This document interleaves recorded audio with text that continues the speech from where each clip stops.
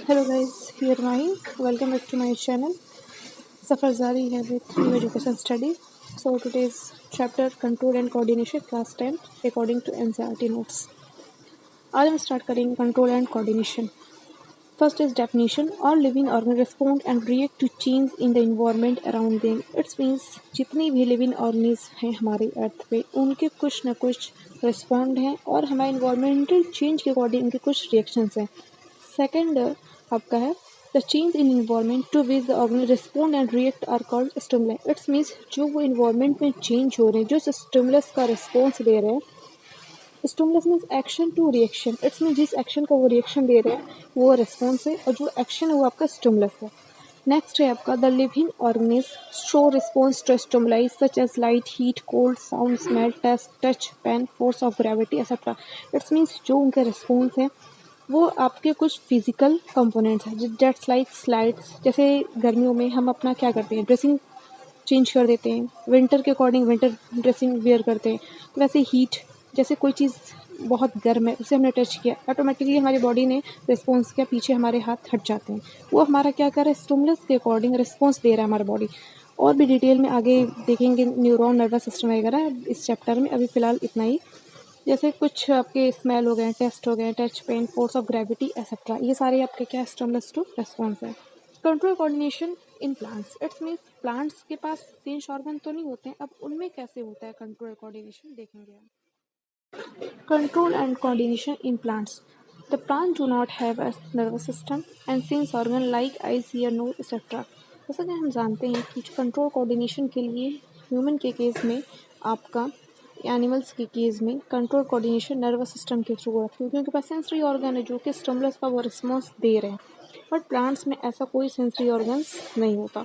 The function of control coordination in plants is performed by the chemical substance called plant hormone. It means plants के पास chemical substance है जो उनके पूरी function को control coordinate कर रहा है, जिसे हम plants hormones बोलते हैं.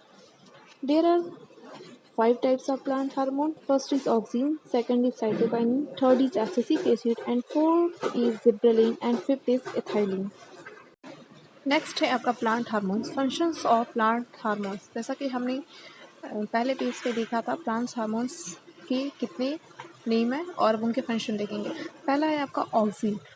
ऑक्सिन का आपका फर्स्ट फंक्शन जो है cell enlargement. It mean cell को ये इनलार्जमेंट में हेल्प करता है. Second, self differentiation in plants. Third is fruit growth, and fourth is control of plant response to light and gravity. It means ये fruit growth, cell differentiation and cell enlargement में help करता है और ये light और gravity के toward direction में plant को रिस्पॉन्स देता है, जो कि वो कंट्रोल कोऑर्डिनेट करते हैं. सेकेंड है आपका cytokinin. Cell division, breaking the dormancy of seed, open stomata, fruit growth. Abscisic acid function, oppose the dormancy of seed, close the stomata. Third is promote the falling leaves. It also causes the detachment of flower fruits from the plants. It means dormancy of seeds. It's mean जैसे आप coconut आपने देखा होगा, उसमें water, उसमें nucleus division होता है जिससे वो आपका सेल डिवाइड होकर वाटर फॉर्म करता है और कुछ आपको फ्रूट्स बनाता है जो आप खाते हैं. उसे हम बोलते हैं डॉर्मेंसी ऑफ सीड्स. उनमें सेलुलर न्यूक्लियस डिवीजन होता है. Second, close stomata. It's mean stomata के पोर्स को क्लोज करने में हेल्प करता है. Third is promote the falling leaves. It's mean जो पत्तियाँ गिरती हैं प्लांट से स्प्रिंग सीजन में, तो वो इन्हें प्रमोट करता है, एब्सिसिक एसिड. फोर्थ है क्या, it is also called cause the detachment of flower fruits from the plants. It means जो detachment है flower fruits का plant से, उसमें भी हेल्प करता है. फोर्थ है gibberellin. Cell enlargement and cell division in presence of auxin. It means auxin की presence में ही ये सेल enlargement में हेल्प करता है जिब्रेलिन. अब फ्रूट ग्रोथ, फ्रूट एक्सटेंशन में फ्रूट में जो डिवीजन होता है उसके लिए रिस्पॉन्सिबल है. फिफ्थ है आपका ethylene. Stimulating the fruit ripening, help in determining the sex of a flower. इसमें फ्रूट्स को पकने में ये हेल्प करता है और हेल्प करता है ये प्लांट्स के सेक्स डिफ्रेंशिएशन में. इसमें आइडेंटिफाई करता है कि ये प्लांट में कौन सा सेक्स है, मेल है या फिर फीमेल है. It is involve in the production of female flower in a male plant. और ये इसमें भी इन्वॉल्व है जो कि मेल प्लांट में फीमेल फ्लावर का प्रोडक्शन करता है. और लास्ट है आपका help in the root initiation and pollination. और ये रूट की इनिशिएशन में हेल्प करता है और पॉलिनेशन में. पॉलिनेशन जैसा कि आप जानते हो, transfer of pollen grain from anther to stigma, this concept called pollination. मेरे चैनल पे बने रहने के लिए चैनल को लाइक करें, शेयर करें, सब्सक्राइब करें। ऐसी वीडियोस आपको देखने को मिलेंगी। Thank you for watching.